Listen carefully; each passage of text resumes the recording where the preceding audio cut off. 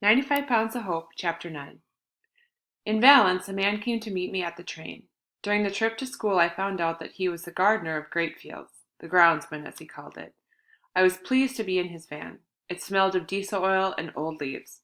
I had dinner in the refectory with the boarders. They were all heavy-set big guys. They were nice to me and told me a lot of things about the school. The best places to hide for a smoke, how to get onto the cook's good side to get extra rations, the way into the girls' dorm through the fire escape, that the obsessions of various teachers, and all that. They laughed loudly, and they were dumb, but friendly dumb. Dumb like guys together. Their hands were full of cuts and grazes, with black grease under the nails. They asked me why I was there. 'Cause no other school wants me. That made them laugh. Not one? Not one. Not even reform school? Yes, I said. Not even reform school. They thought I was a bad influence on the others. One of them clapped me on the back. Welcome to the club, buddy. Then I told them about the tests I had to take the next morning. So what are you doing still up? Go to bed and get yourself into shape. I couldn't get to sleep. I had a weird dream. I was with Grandpa Leon in a fantastic park, and he was driving me crazy. He kept tugging at my clothes, saying, So where is it, the place they hide to smoke? Ask them where it is. At breakfast I couldn't swallow a thing. My stomach was like lead. I had never had such a pain in my life. I was breathing incredibly slowly, and I was in a cold sweat. I was boiling and freezing at the same time. They sat me down in a small classroom and left me alone for a while. I thought they had forgotten me. Then a woman gave me a big test booklet to fill in. The lines danced before my eyes. I didn't understand anything. I put my elbows on the table and my head in my hands. I needed to breathe, to calm down, and to empty my head. Suddenly, I was staring at the graffiti carved into the table. There was one that said, I like big boobs, and another next to it, I prefer saggy ones. That made me smile, and I got down to work. At first it was okay, but the more pages I turned, the fewer answers I found. I began to panic. The worst was a paragraph a few lines long. The instructions said, Find and correct the errors in this text. It was awful. I couldn't see a single mistake. I really was the dumbest of the dumb. The thing was full of mistakes, and I couldn't see even one. I had a lump in my throat. It came higher and higher, and my nose started itching. I opened my eyes wide. I couldn't cry. I wasn't going to cry. I wasn't going to, you hear? And then it came anyway. A great big tear that I hadn't seen coming plopped itself right there onto the test booklet. I gritted my teeth as hard as I could, but I felt I was about to crack. I knew the dam was going to give. It had been too long. Too long that I had held back from crying, stopped myself thinking about things. But there comes a time when it all has to come out.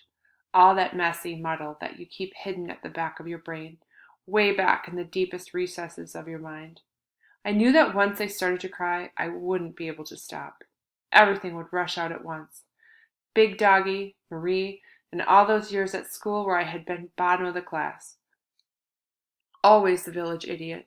My parents who didn't love each other anymore, those endless miserable days at home, and Grandpa Leon in the hospital bed with tubes up his nose and his life seeping slowly away. I was on the verge of tears. I was biting my lips to the quick when I heard a voice saying, Come on, Toto. What are you doing? What's going on here? Would you mind not dribbling like a pig all over your pen? You'll drown if you start bawling. So there it was. Now I was going mad. Hearing voices. Hey, you up there. This is a mistake. I'm not Joan of Arc. I'm just a little nobody shit creek without a paddle. Okay, Mr. Self-Pity, let me know when you've finished making your scene.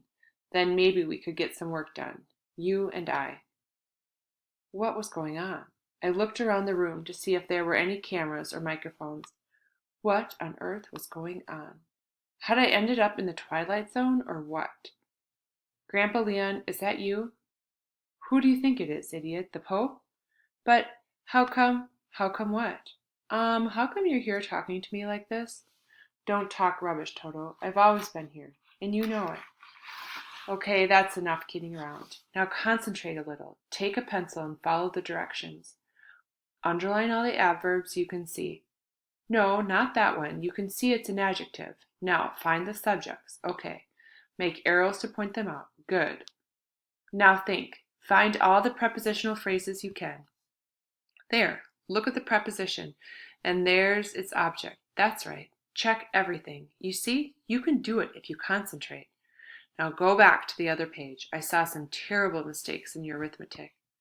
They made my hair stand on end. Go on. The division. Yes, do that one again. Again. Look, you've forgotten something. That's right. And now let's look at page 4, please. I felt like I was in a waking dream, totally concentrated, yet without the slightest stress. I was writing in a fog.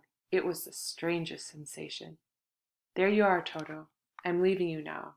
It's time for the essay, and I know you are better at that than I am. Yes, you are, honestly. So I'm leaving, but check your spelling, okay? Do the same as before and check everything. Pretend you are a word cop.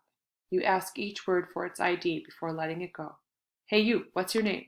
Participle phrase, sir? You're a participle with a complement and a modifier? What do you need in your sentence? A comma, sir. Right, off you go. You see what I mean? Yes, I replied. Young man, please don't talk aloud, exclaimed the proctor. You must keep silent. I don't want to hear a word. I read over what I had written at least 57 times. Then I gave in my book. Once I was in the hall, I whispered, Grandpa Leon, are you still there? No reply. I tried again in the train on the way home. No way. There was no answer at the number I was calling. When I saw my parents' faces on the station platform, I knew something had happened. Did he die? I asked. He died, didn't he? No, said my mother. He's in a coma. Since when? Since this morning. Is he going to wake up? My dad made a face, and my mother collapsed against my shoulder.